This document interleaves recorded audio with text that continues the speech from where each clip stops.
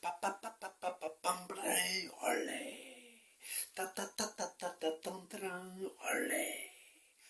Quand Régis est entré dans l'arène, la foule s'est soulevée.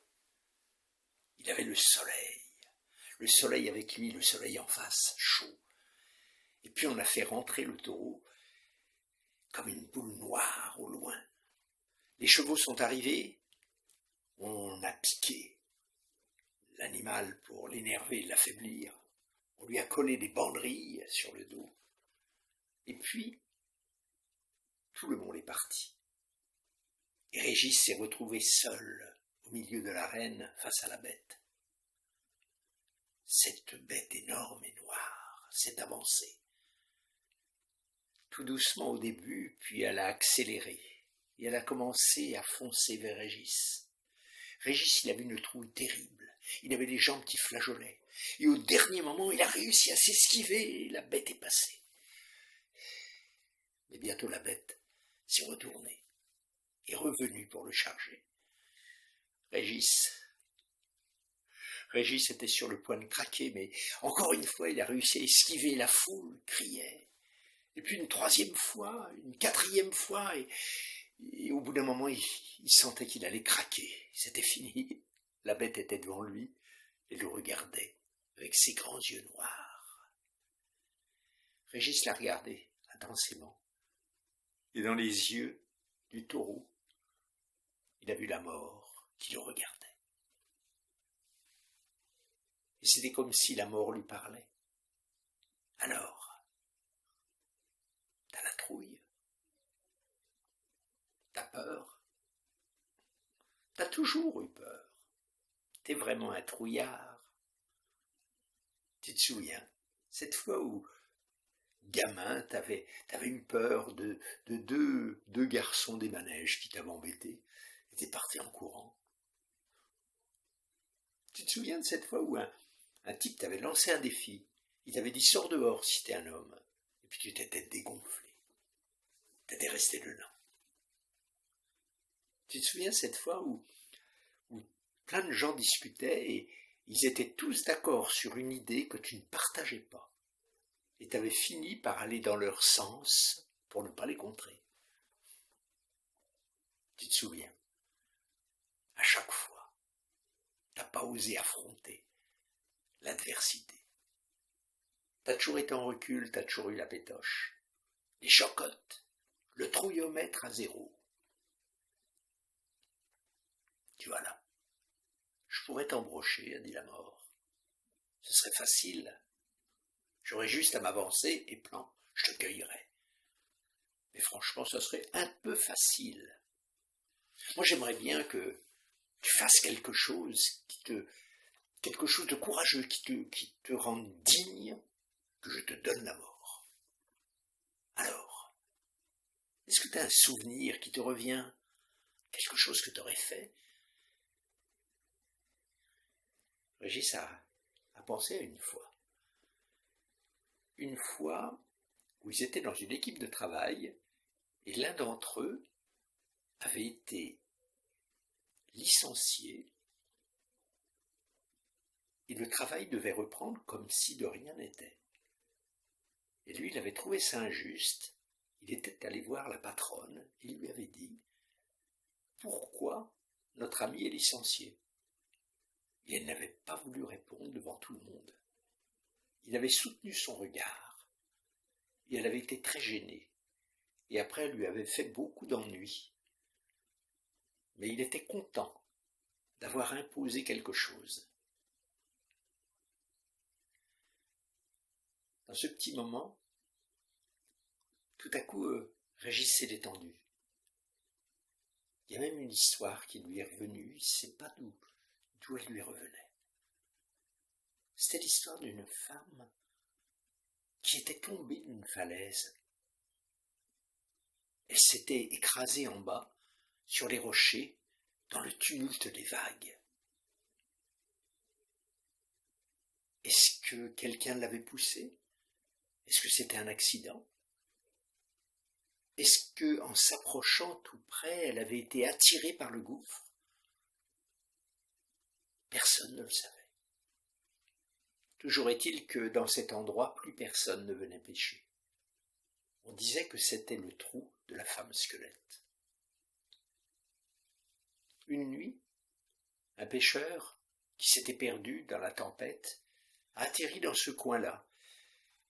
Il était épuisé, il avait rien pêché de toute la journée. Il a jeté son filet une dernière fois. Et quand il a voulu remonter son filet, il s'est aperçu qu'il était lourd, le filet. Alors il l'a hissé tant bien que mal, il était content d'avoir fait une bonne pêche, il l'a chargé dans la barque. Et là, au milieu des poissons frétillants, il y avait quelque chose de bizarre. Quelque chose qui brillait sous le chemin de la lune. Comme des orbites, un crâne. On aurait dit un regard de nacre. Il a eu tellement peur, le pêcheur, qu'il est parti en marche arrière. Il a ramé une bonne partie de la nuit pour rentrer jusqu'à chez lui. Quand il est arrivé, au milieu de la nuit, il a déchargé son fardeau et il n'arrivait pas à démêler le filet. Alors il l'a tiré derrière lui, il avait l'impression que le squelette le suivait. Il est rentré jusqu'à sa maison, sa petite maison blanche.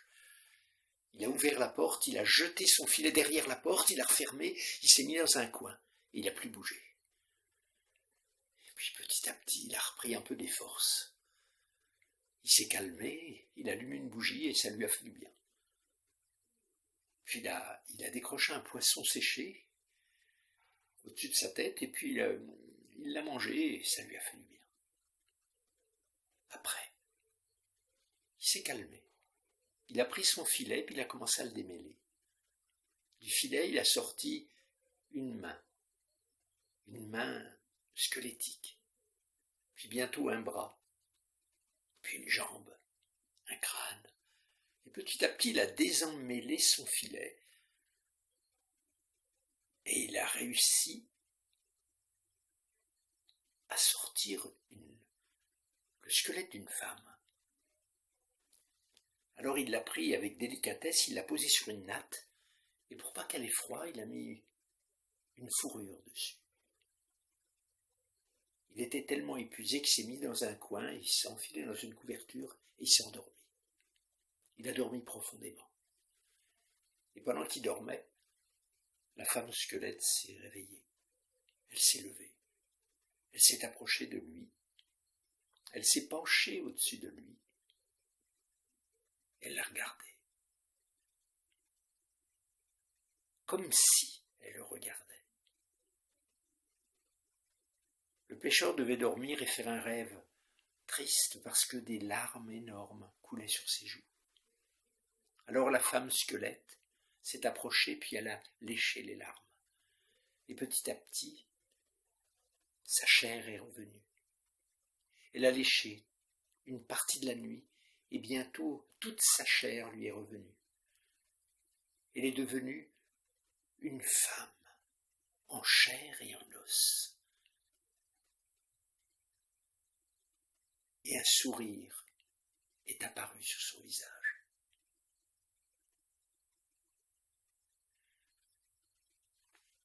Régis, quand il est revenu à la réalité, il y avait ce taureau devant lui qui le regardait et qui piétinait d'impatience. Alors il avait retrouvé de l'énergie, Régis, il a fait un pas en avant pour le provoquer. Le taureau a foncé, Régis l'a esquivé, et maintenant c'était Régis qui allait devant lui.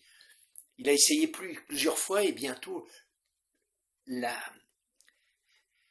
peur a changé de camp. C'était le taureau qui avait peur maintenant. Régis l'a bien vu. À un moment donné, le taureau a eu un genou qui a plié. Il était là, tout vulnérable devant lui. Il n'y avait plus qu'à porter les stockades. Alors Régis, il a sorti son épée. Il l'a levée juste au-dessus de la tête du taureau, pour bien viser entre les deux yeux.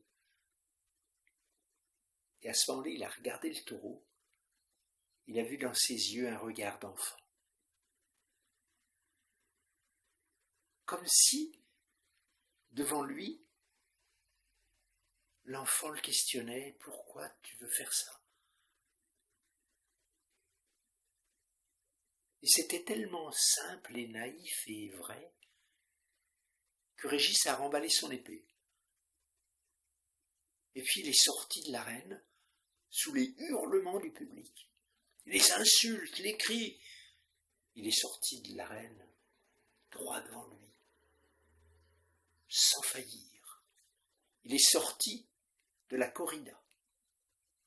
Et puis il a hélé un taxi. Le taxi l'a conduit jusqu'à l'aéroport. Là, il a pris un avion. Après l'avion, il a pris un train, et après le train, un car. Et le car est venu le déposer dans une petite ville, à la sortie de la ville, devant un cimetière. Régis est descendu du car, il est entré dans le cimetière en habit de lumière. Il avait un bouquet de fleurs à la main. Il a cherché longtemps une tombe qu'il ne trouvait pas. Et puis à la fin, elle était là, devant lui. Alors, il a posé son bouquet sur la tombe. C'était la tombe de sa mère. Sa mère qui était morte, sans qu'il ait pu assister à l'enterrement. Il était loin. Il avait été prévenu trop tard. Il s'est penché, il s'est mis à genoux. Et à ce moment-là, il a entendu une voix qui lui a dit « Alors, tu es venu, je t'attendais. » Quand il s'est relevé un petit peu plus tard, Régis était un nouvel homme. Il se tenait debout et il était prêt maintenant à affronter la vie.